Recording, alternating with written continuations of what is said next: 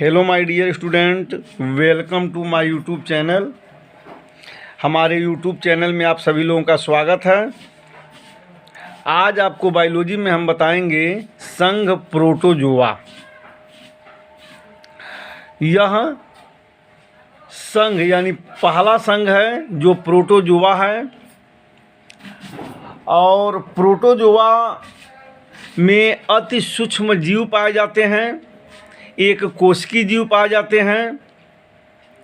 हम देखेंगे कि संघ प्रोटोजोआ के जंतु सबसे आदिकालीन एवं सबसे साधारण जंतु हैं। ये जो जंतु हैं ये आदिकालीन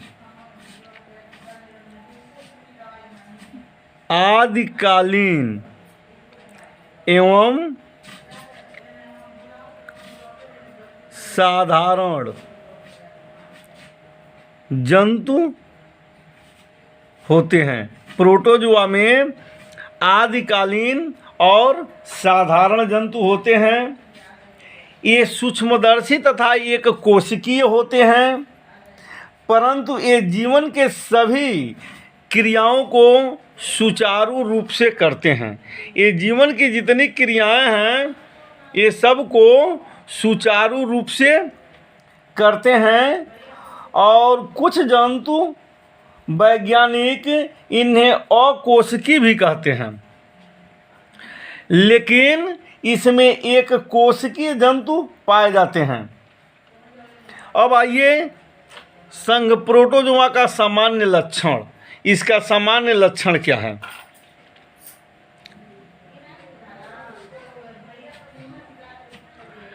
सामान्य लक्षण। तो प्रोटोजोआ के सामान्य लक्षण निम्नलिखित हैं। निम्नलिखित हैं। इसके सामान्य लक्षण निम्नलिखित हैं। पहला, इसका लक्षण क्या है इस फाइलम का?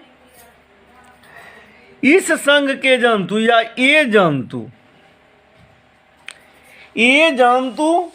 अत्यंत सूक्ष्म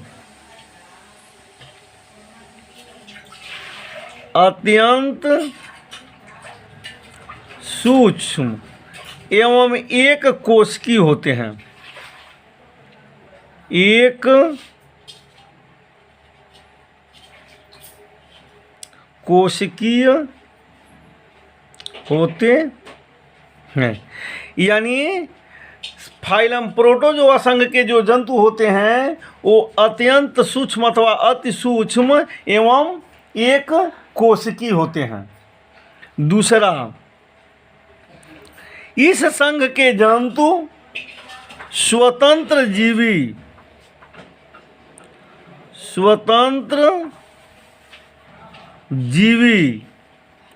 सहजीवी एवं परजीवी होते हैं।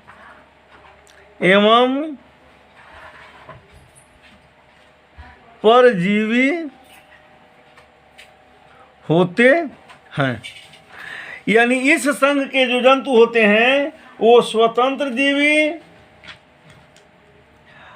सहजीवी एवं परजीवी होते हैं। तीसरा, इसका लक्षण क्या है? शरीर में जीव द्रव्य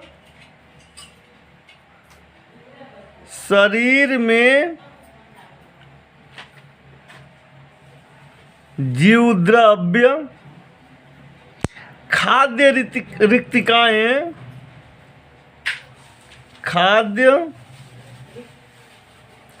रिक्तिकाएं एवं संकुचनशील रिक्तिकाएं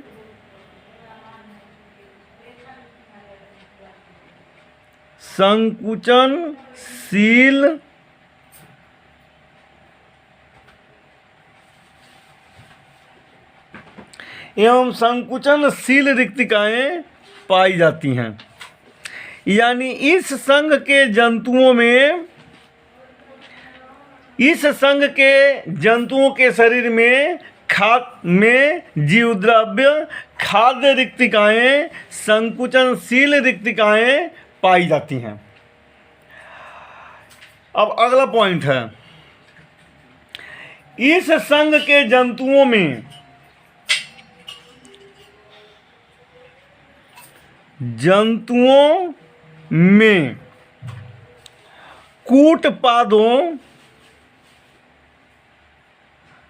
कूटपादों, पश्चमों,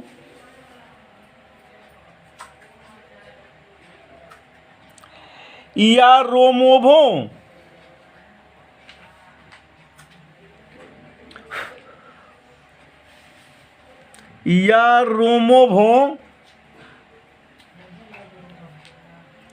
या कोशिकाओं द्वारा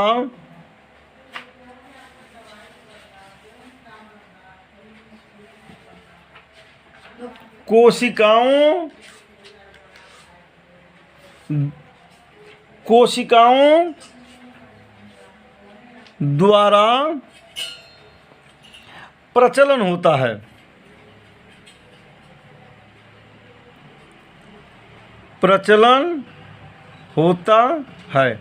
जो इस संघ के जंतु हैं, इस संघ के जंतुओं में कूटपादों, पश्चमों, रोमाभों या कोशिकाओं द्वारा प्रचलन होता है। मोशन जो करते हैं, जो गति करते हैं, या इन्हीं के सहायता से करते हैं। अब अगला पॉइंट है, श्वसन तथा मल विसर्जन।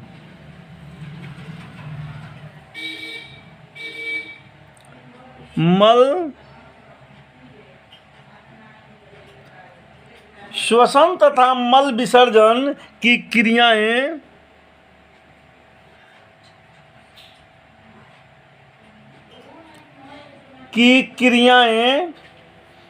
बाहरी सतह के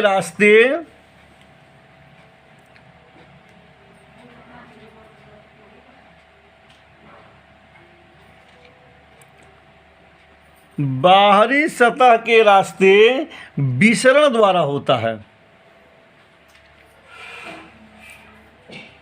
विसरण द्वारा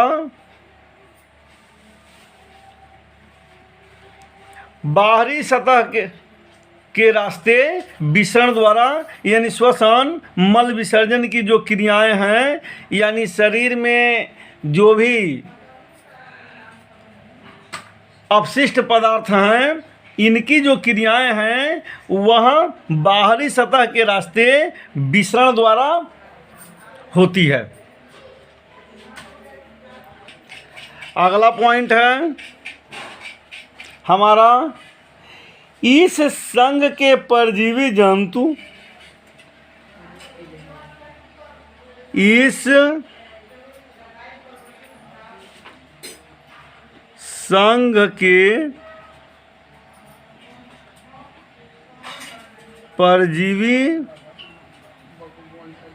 जंतु मनुष्य में अनेक प्रकार के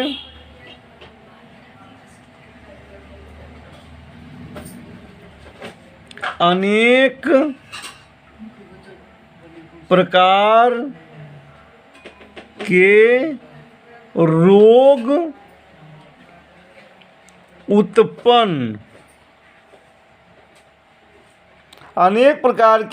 उत्पन्न करते हैं, जैसे मलेरिया परजीवी,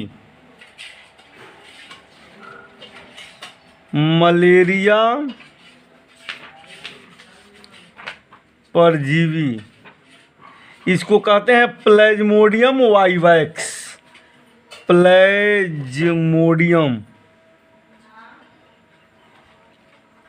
प्लेज्मोडियम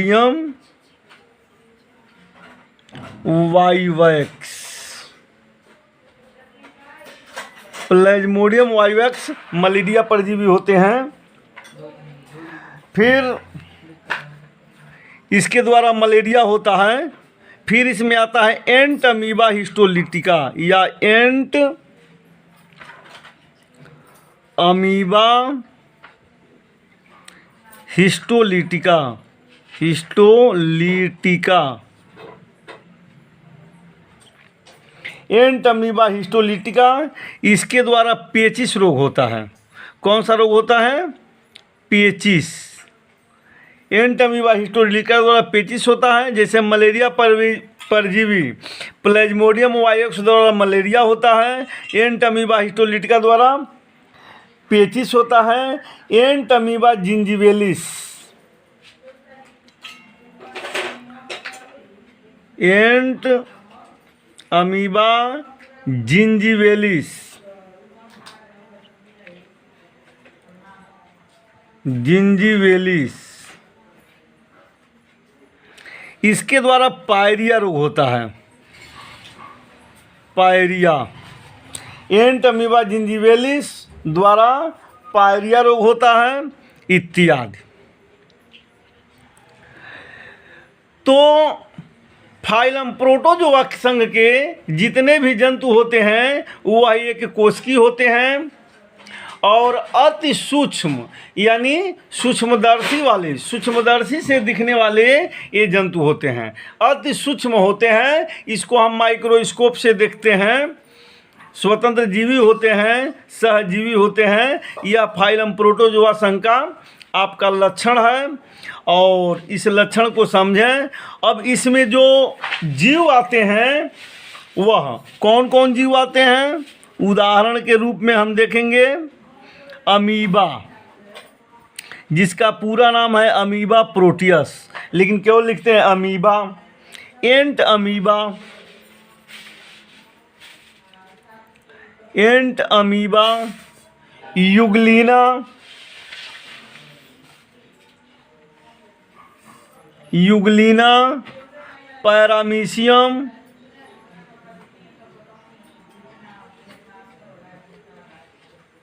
पैरामीशियम, प्लेज्मोडियम,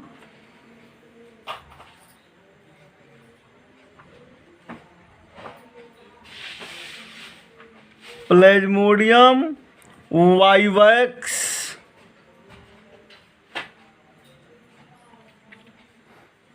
इत्यादि इत्यादि। अब हम चित्रों के माध्यम से इसको समझेंगे और देखेंगे कि अमीबा किस तरह से होता है, पैरामीशियम किस तरह से होता है, एंट अमीबा किस तरह से होता है। तो आइए हम चित्र के माध्यम से इसको समझाते हैं। ये हमारा चित्र है, जो ये चित्र देख रहे हैं ये अमीबा प्रोटियस का चित्र है। अमीबा का आकार निश्चित नहीं होता है, यह किसी भी आकार का चपटा, बेलनाकार, गोलाकार इत्यादि हो सकता है। हम देख रहे हैं इसमें यह इसका केंद्रक है और इसमें यह खाद्य धानियाँ हैं और यह जो देख रहे हैं पादाब, जिसको कूटपाद कहते हैं, इसी द्वारा यह प्रचलन करता है। यह संकुचनशील धानी है, यह इसका बाह्य द्रव्य है और यह आंतर द्रव्य है। ये है हमारा अमीबा, जिसको अमीबा प्रोटियस के नाम से जानते हैं।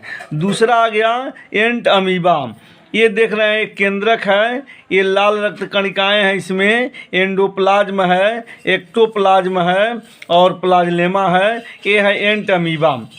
यहाँ हम यूग्लिना की तरफ देखेंगे, कसामिका है, आस है, यह इसका नेत्र बिंदु है, कुंचनशील है, रिक्तिका है, इसमें हरित लवक है, केंद्रक है, क्योंकि ये यूग्लिना है और यूग्लिना को हम जंतु और पौधे, यह हरित लवक है और यूग्लिना को हम जंतु और पौधे के बीच की कड़ी कहते हैं, क्योंकि यूग्लिना में हरित लवक पाया जाता है, जो हरित लवक के माध्यम से प्रकाश संश्लेषण की क्रिया करके अपना भोजन स्वयं बना सकता है। तो यह पौधों के लक्षण पाए जाते हैं और बाकी इसका जंतु का लक्षण पाया जाता है, इसलिए यूग्लिना को पौधे और जंतु के बीच की कड़ी कहते हैं। ये आप देख रहे हैं पैरामीशियम। पैरामीशियम चप्पल के तलवे के आकार का होता है। यहाँ देख लीजिए, इसमें एक बड़ा केंद्रक है, छोटा केंद्रक है, पश्चिम है, इसी द्वारा यह गति करता है। कोशिका मुख है, ग्रसनी है और रसधानी है, ये पैरामीशियम है। ये जो सभी जंतु आप देख रहे हैं, ये सभी जंतु फाइलम प्रोटोजोआ के संघ के जंतु हैं। ये सूक्ष्मदर्शी जंतु हैं, यानी सूक्ष्मदर्शी से देखने वाले जंतु हैं। ये अति सूक्ष्म होते हैं और एक कोशिकीय जंतु हैं। सारी क्रियाएं इसकी एक ही कोशिका के अंदर होता है। भोजन का ग्रहण करना, भोजन का पाचन, श्वसन, अपच भोजन का उत्सर्जन, सारी क्रियाएं इसी में होता है। तो ये हो गया आपका फाइलम प्रोटोजोआ। और प्रोटोजोआ के संघ के जंतु हैं आपको बता दिया गया है amoeba, entamoeba, euglena, paramecium, plasmodium vivax इत्यादि हैं। अब इस वीडियो को समझें और देखें, क्योंकि यह बहुत ही इम्पॉर्टेंट और इंटरेस्टिंग वीडियो है। और फाइलम प्रोटोजोआ अक्सर परीक्षा में पूछा करता है, तो इस प्रकार इसको समझें और देखें। हम आशा करते हैं कि यह वीडियो निश्चित रूप से आपको पसंद आया होगा। अगर यह वीडियो पसंद आया है तो आप उसे लाइक करें। अगर हमारे चैनल को सब्सक्राइब नहीं किए हैं तो सब्सक्राइब करें, और उसमें बगल का घंटी का निशान है, आप उसे दबा दें। घंटी का निशान है, उसे दबा दें, ताकि हमारा जितना वीडियो बने सब आपको मिलता रहे और उसको नोटिफिकेशन मिलता रहे। अगर कहीं गलती हो तो उसे कमेंट बॉक्स में कमेंट ज़रूर करें। Thank you.